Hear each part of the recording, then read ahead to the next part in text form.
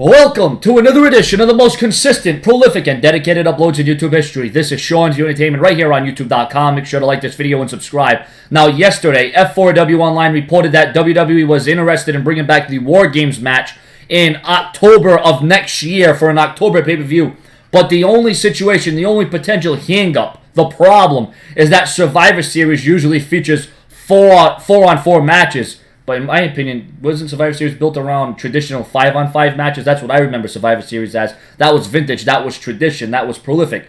But the feeling is that it would be odd to do a 4-on-4 in October and in November, respectively. So now, here is an update to that rumor and that story.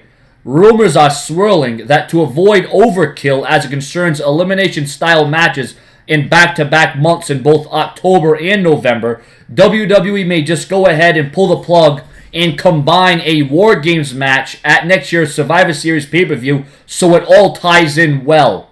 Oh, hey, you get War Games and Survivor Series in the same night? Hell, I'm all for it. I mean, just like when you look at the Elimination Chamber. Elimination Chamber has shades of the Royal Rumble in the Elimination Factor. It has the unpredictable factor of the Hell in the Cell. And then you take all these guys and you put them in an elimination chamber, and it makes for a very prolific event.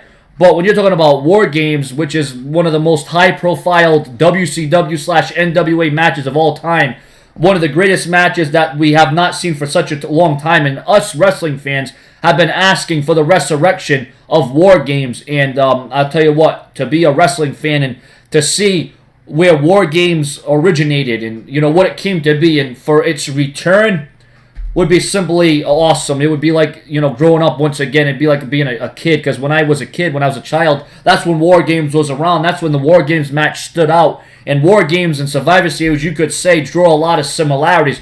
But at the end of the day, they are drastically different, especially with the rules and the regulations that have to be adhered by. So I want your comments and your opinions, and what do you think about the possibility of the WWE resurrecting War Games and combining it with Survivor Series? Now, that would make for a very high-profiled, it'd almost be as big as WrestleMania. It would be on the same page of WrestleMania. And if the WWE booked it right, the right strategy, the right superstars, the right storyline, we could be in for the biggest Survivor Series of all time next year.